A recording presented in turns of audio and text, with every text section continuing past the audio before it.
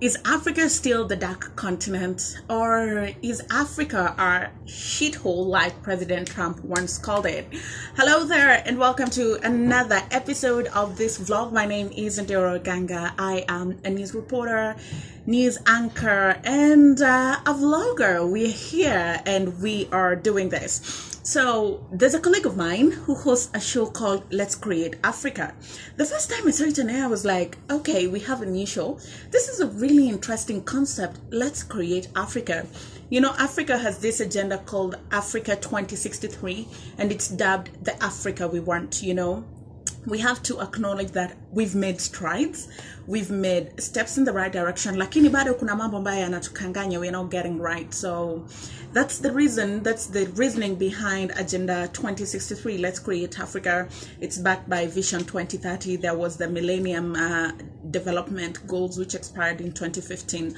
So a lot of work has always been put in other countries, African countries that are doing really well. You know, amid COVID-19, Senegal was able to kind of create their own COVID-19 test kit that goes for about $1. That's about 100 shillings, you guys. So this means that there's mass testing in Senegal and people can be able to test themselves. Uganda has been able to keep their rates of infections under control. Rwanda has also been able to do that. You know, there are African countries that are really winning out here. Seychelles' economy is doing really great. And then there are African countries, Yamani, Zinachoma, Picha, Kenya to begin with. I think we have so much potential, but our leaders just keep letting us down. But again, we're the ones that put them in office, so we have to take accountability for that. There are African countries that are war-torn in the North African region, in the Sahel region, even in Sudan, just our neighbors in Somali. So Africa is like a double-edged sword. Good things are happening here, but there are also things that are not so good that are happening here. So I don't know, you guys. And that's the reason why I said, how about we have this conversation with Waihiga, because he hosts our show and he's very passionate about Africa. What are his thoughts? What are his 2 cents? And when you travel out, people are really ignorant about Africa. It's like they don't know anything about this place. How am I able to speak English? We have schools, we have hospitals, we have roads. You know, they might not be Ivy League, but we're doing just fine, you know. So that's the reason why I said, let's have this conversation. So let's cross over to the video, hear what he has to say, and then we'll come back and wrap up. Hello, my name is Waihiga K. Muturi, and I host 2 shows on Metropole TV Kenya. But even apart from that, I do business outside of TV. I'm a communications and technology for development specialist. So at Metropole TV, I do 2 shows, but I'll focus on one, which is Let's Create Africa. So Let's Create Africa is a, for lack of a better word, feel-good show. And what we're trying to do and seeking to do is to inform, inspire, and highlight change makers in Africa. Reason being, we need to change the conversation on how COVID-19 has affected Africa as a continent, but even Kenya as a country, but even Nairobi as a county, and actually now start talking about, oh, these are what Africans are doing amidst all these challenges. Think about it this way. So yes, we might be the dark continent because we don't have electricity, but that's just a concept of how do I put it, physics development and all that. But it's just that it's not because we're not smarter, it's not because we're not good at what we do, it's not because we didn't have systems that actually worked for us. It's just because somebody defined a narrative for us. So for me, I want Africans as themselves to actually give a narrative of themselves, so that nobody is describing what we are.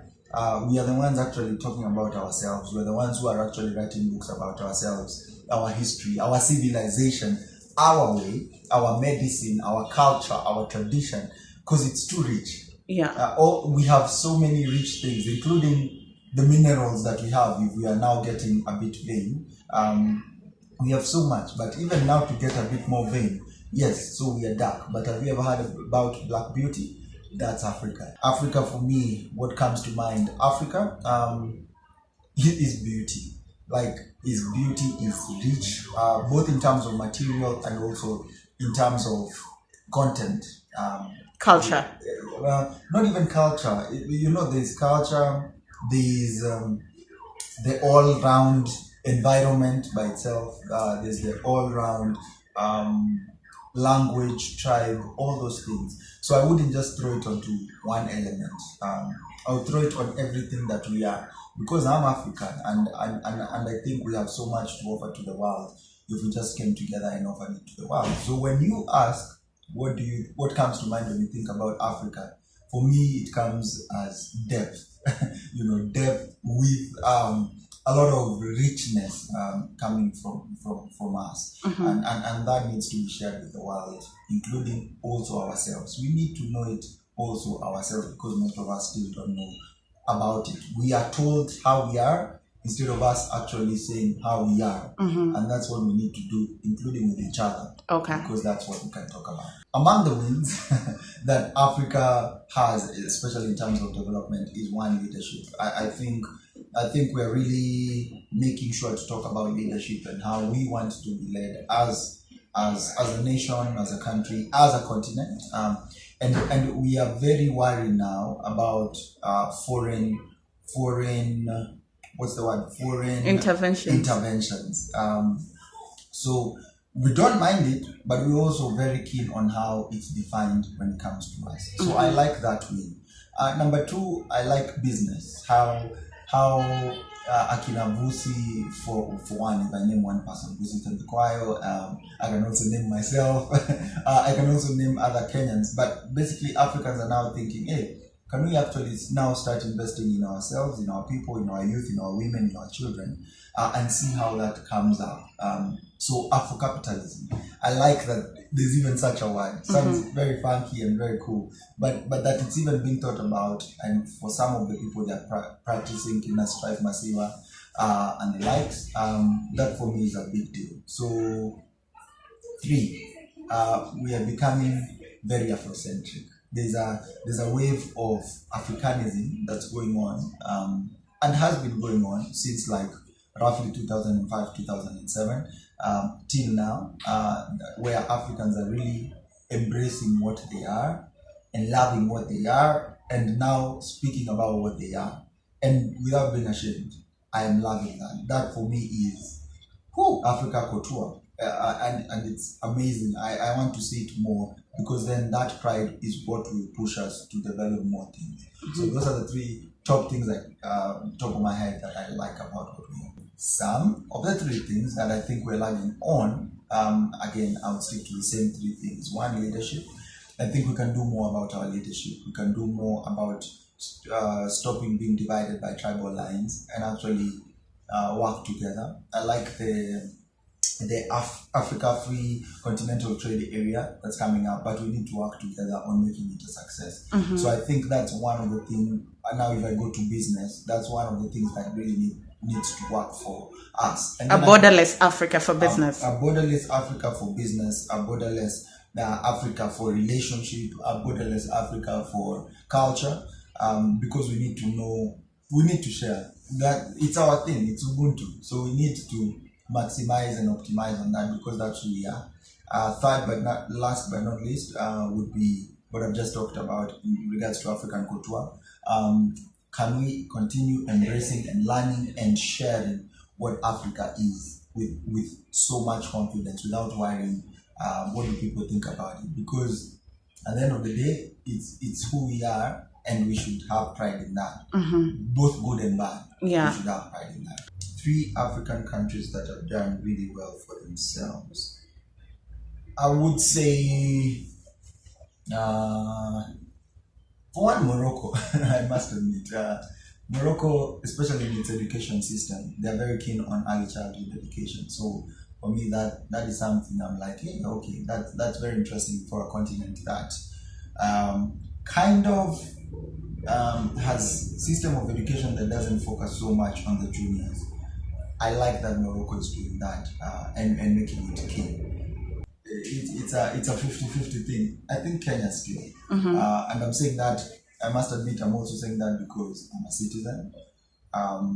But I'm also saying that because I think we've come a long way from where we used to be. Can we do better? Almost definitely.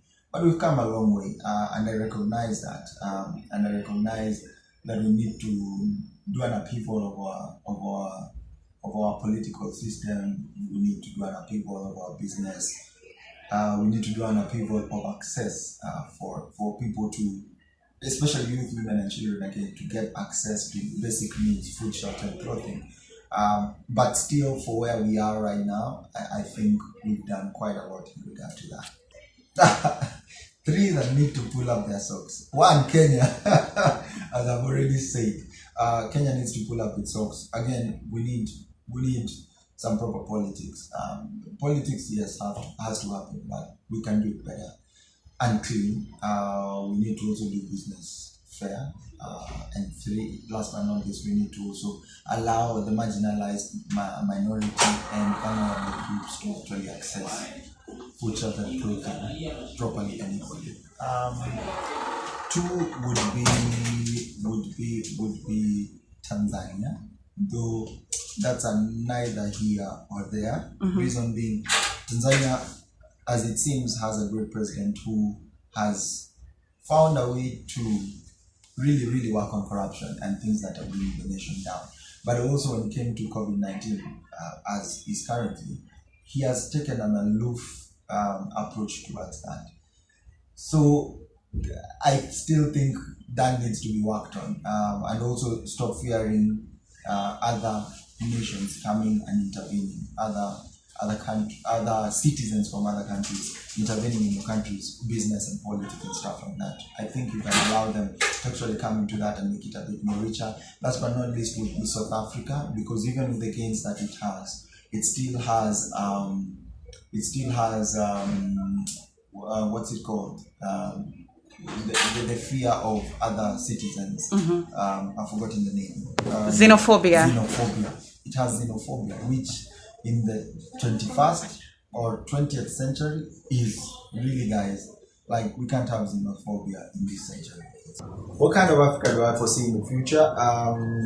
For those who have watched Black Panther and Wakanda Vibes, I like that. I can foresee at least something close to that, where we're using technology for development and communication for development to improve so many and so much of lives within Africa. One thing about Africa that has to change is Africa must change the way it tackles poverty by really doing a lot of self-reliance first, before we even go to look for loans and stuff like that. Because we have so much richness, both in terms of material and property and just the continent as a whole, including knowledge base that if put together, and that's why I'm hoping the ACFCTA, Africa for Continental Trade Area, works best. Africa must change, I repeat, Africa must change the way it tackles poverty for us to see such a future. But that's what I can foresee if we work on the path of togetherness and Ubuntu as a whole. If we believe and actually work on that together, then we can actually see such a Wakanda Africa for lack of better word. So let's see how well you know Africa. Name 5 capital cities in sub-Saharan Africa. 5 capital cities: Tangier,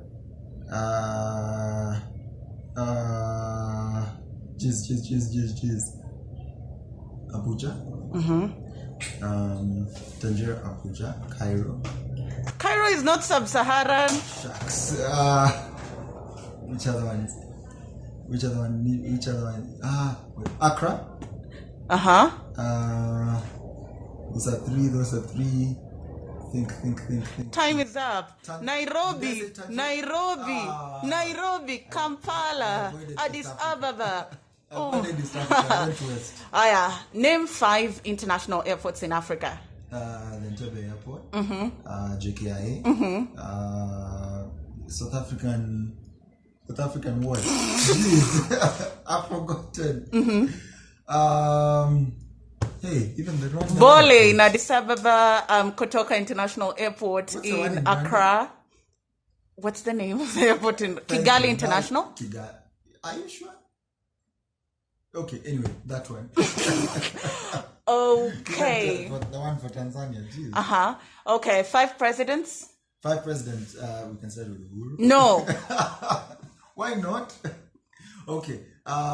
Five presidents. Jeez. Buhari. That's the name. Buhari, Kagame, Magufuli, Ramaphosa. Those are 4. Drop one female one there at least. Jeez, the one I remember. Or is already out. Yeah. Man. Which female one? I don't remember a female one. Okay. Tell me which female one. I only know Johnson Sirleaf. No, that got out. Banda was in Malawi, I guess, but she also got out. She also got out. So is it Seychelles that has a female president, or is it a current one? No, I don't know. There was a time I went for an event and there was a female president there. No, but the president in Ethiopia is female. Oh, yeah. What's her name? Wait, is it president or prime minister? She's the president, then the prime minister is the powerful one. No, she is the powerful one. No, the prime minister is the powerful one. Okay, but I've forgotten her name. It's a hard name for me. Okay, so which is the most developed economy in Africa? At the moment, well, they say it is... There's a fight between SA and Nigeria. So. Seychelles. Yeah, not really. It's just smaller. So you can... I think it's most developed because, I mean, the GDP per capita. Yeah, per capita is...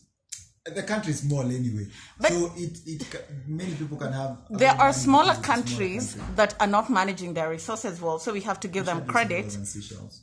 No, but for example, Burundi. Smaller than Seychelles. It's not smaller than Seychelles, but it's small, but it's not managing what it has well.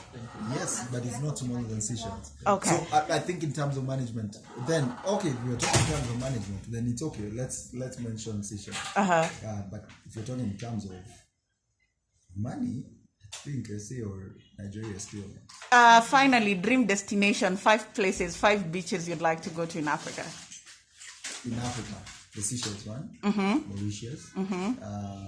I don't know the exact name of the beach, but I would use this. Still Coast. Yes, our coast. Diani. Diani still works out really well. Niger, surprisingly. I think they have a nice coast. Liberia also.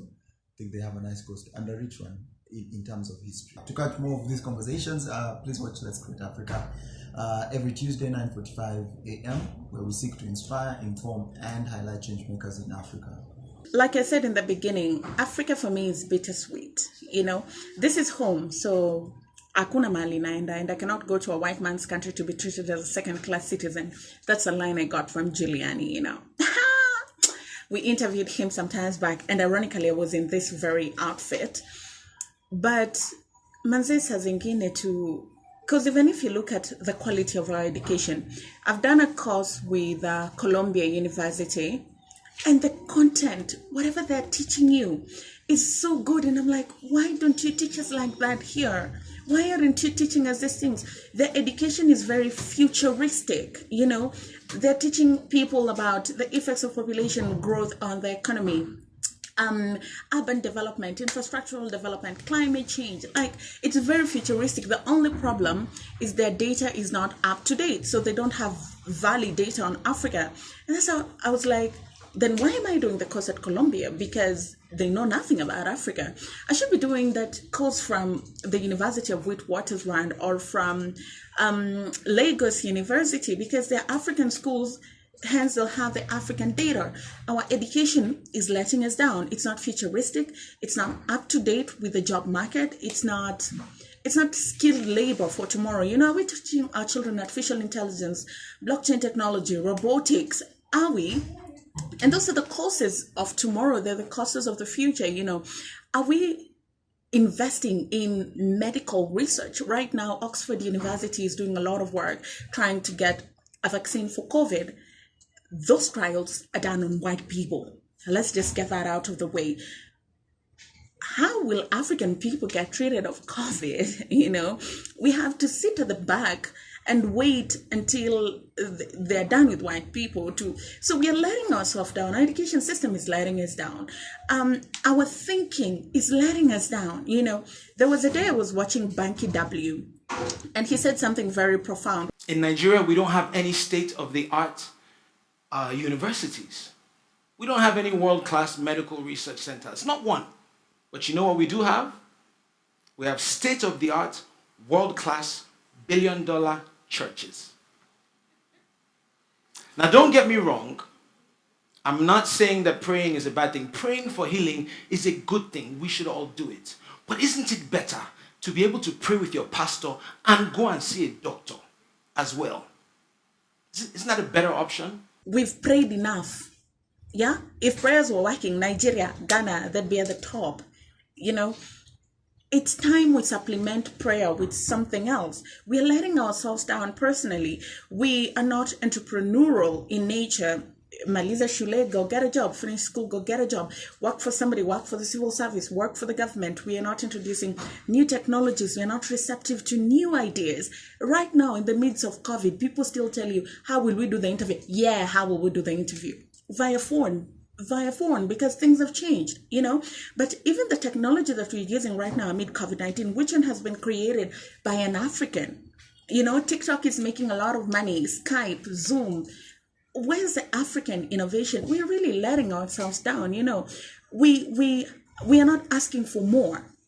We are content with the very little that we are given. It's like we do not understand that we deserve better.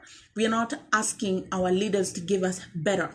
And speaking of leaders, the leaders we Africans put in office, we are a disappointment, and our leaders are a disappointment. Kenya, for example, when it comes to choosing the leaders, we retrieve in our tribal cocoons. Oh, I'm Luya. Oh, I'm Kikuyu. Oh, Nimtuetu. You put that person in office, and then for another 5 years, we are united in our misery until it's 5 years to elections, and then we just go mad all over again, and we put undeserving leaders in office. But look at a country like Malawi that put a good leader in office, or they thought they put a good leader in office. What happened? A week later, the guy had put his family members, his relatives into office. That says a lot about the kind of leaders that we have in this continent. You know, people, they give promises, but they don't deliver. Look at Tanzania. For a president to say a country is COVID-free, yet hawana mikakati walioweka to contain the spread of the disease is just a shame, you know. Some have been in office for 99 years, like in Museveni. Yes, Uganda is doing really well, but you don't own the country. They're not your kids. Why do you want to die in office? It's a responsibility. It's a service. You serve people and then you go. They say the older wise, the young are creative. I mean, like, it should be a balanced blend between the two. We saw what happened to Bobby Wine, you know, sometime back. He was being arrested, being beaten in the streets. It doesn't make sense, you know. Look at Libya, look at Egypt. Same people. What are they fighting over? What are they fighting over? Rwanda is doing really well, but you can't say nothing in that country. What happened to freedom of speech? What happened to democracy? Of what essence is development if I have no say in that development? You know, I don't know, man. I don't know. Those are the things that I think about, and I'm like, wow. And the other thing is also, we are wasting a lot of potential. And I'm always giving people the example of Nairobi. Nairobi is a very tiny but compact city. You know, everything is everywhere. Whatever you need, you can get. Our airport is about 40 minutes from the CBD. But people will come to Nairobi and sit at the airport for 6 hours, 7 hours, 8 hours at a transit. You're going to Joburg, you'll sit at the airport for 8 hours. A colleague of mine, a friend rather, was flying from Ghana to Joburg. They were at the airport for 8 hours. 8 hours, you guys. Why can't they give these people a temporary visa to get out of the airport, go to Nairobi National Park, which they will pay, kuingia, sindio. From there, they can go to Masai Market to shop souvenirs. They can go to some place where they can buy Kenyan tea. That's money that is being left here. You're developing your own economy. That will mean over time, people will prefer Nairobi as their stopover destination or layover. It means that our hotels that are surrounding the CBD will not be operating at 25 or 30 or 50% capacity. They'll be full. you know. And when somebody sees a tiny bit of Nairobi, they'll want to come back and explore more. Lakini, they don't want to do it. They don't want to do it. You guys, we are wasting our potential as Africa, you know. And we've also, greed has entered, and we are allowing foreign forces to come and interfere. Look at the DRC, you guys. The DRC, it has all the natural resources somebody could ever think of, from wood to water to gold. Why are they fighting? Why are they fighting? I read a book called Capitalist Nigger by Chika Onyani, and Chika was saying, if we do not produce guns in Africa, we shouldn't be fighting with guns, because we are enriching Britain, the USA, the United Arab Emirates, because they're the ones who wanatengeneza hizo weapons, na nyinyi mnanunua with taxpayers' money in the name of fighting. What are you fighting over? What are you fighting over? Haven't we learned lessons from Rwanda? Haven't we learned lessons from Nairobi? After the 2007-2008 post-election violence, the shilling has never recovered to the dollar. The dollar has always been like dominant, yet they were very competitive, you know. Why are they fighting? Who's supplying them with weaponry? Piganeni na panga, fight with machetes until you can process guns yourself. You know, we are enriching other countries. We are allowing other people to come in and use and misuse African resources, and Africans are not even benefiting from it. So no. We are not a dark continent. We've made progress, but bado mbali sana. And irrespective of the fact that Wahiga is optimistic, I feel like we need to start holding ourselves to account. We need to start holding our leaders to account, and we need to create a proper blueprint. That Africa 2063, people must know what it entails. And what are the needs of Africa? Don't create a blueprint from utopia. You know, what are the challenges that Africa faces, and how can we solve those challenges? Food, agriculture, manufacturing, because if you're to move from lower income to lower middle and middle, manufacturing as opposed to agriculture is the way to go. Education, skilled labor, and also health, which is very important. And then we can add the other developments, but we must begin taking care of the very basic. No child should be dying in South Sudan or Somalia because of hunger. It's not allowed in this day and age. It's not allowed. And not even those countries. Even in my own country, Kenya, it's still happening. Year in, year out, people are dying of hunger and floods. When it's raining, channel that water into a dam reservoir so that when there's drought, you can treat that water. Hatufikiri. We're not thinking. We're just sitting there. So I think the show Let's Create Africa is very timely, and all of us need to start having that conversation. What kind of Africa do we want? What kind of Africa do we envision? And then start working towards that. What kind of Africa do I want? I want an Africa that is borderless, according to the Africa Continental Free Trade Area Agreement. A borderless Africa is very important. Also, we can trade with each other. Just getting goods out of this country and shipping them to another place is so costly. So how can we cannot thrive on a market of 47 million people, and there are 1,000,001 businesses in this country, you know. So how do we ensure that the Africa Continental Free Trade Area Agreement works? How do we ensure that there's connectivity, both water, road, rail, and air across Africa? You know, Europe, for example, very well connected via road, via rail, and via air, and that drops the cost of transport by nearly half. So it's very affordable to travel. It's more expensive to go to Ghana than it is to go to Dubai. You know, even in Uganda, it's almost the same price as going to Dubai via air. You guys, if you want to go to Cape Verde, you come from Nairobi. If you're going through Ethiopian airline, maybe you stop at Ethiopia, you'll stop at Morocco, you'll stop at Dubai, then you'll go to Portugal before you go to Cape Verde. If you had a meeting, an investor meeting, you have to spend like a day or two traveling. What's the essence? What's the essence of that? You know, so I want to see that. I want to see an Africa that has education that is very competitive on the worldwide standard. So we have our own Ivy League schools where people are breaking their banks in Europe and America to come study here. I want to see African innovations on the map. M-Pesa is a really good innovation, but it's 10 years old. We need another one. We need a new one so that we need our own Tesla. We need our own Facebook, our own Instagram. We need all that. We need a functional healthcare system. We need all that. That's Oliver trying to dim my shine. We need an Africa that just works for all Africans, not an Africa that favors the haves. It should be an Africa of the haves and the have-nots, and in due time it should just be an Africa of the haves. Let me just read for you some of the agendas of Africa 2063. It says income, jobs, and decent work. That's very important, because the other day I was having a conversation with Dr. Winnie Bianyima, and she's saying the women that harvest roses in Naivasha, their hands imeharibiwa na the thorns of the roses, yet they're not making a decent pay. It's the flower farms that are making money.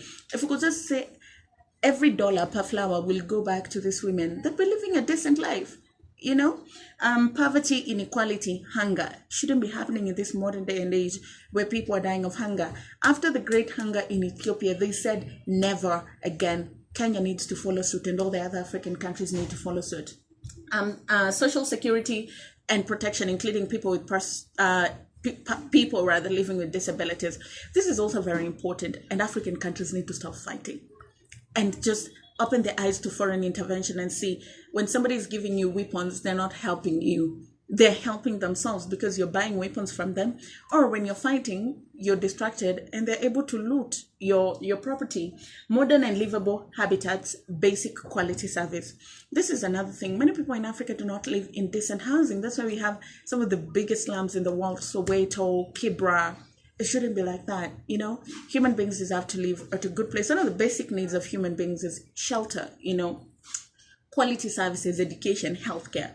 You guys, that's Agenda Africa 2063 mixed with what I'd like to see for Africa. But I don't know. I just don't want to be here and go on and on and on. I want to know, what do you think? What are your visions for Africa?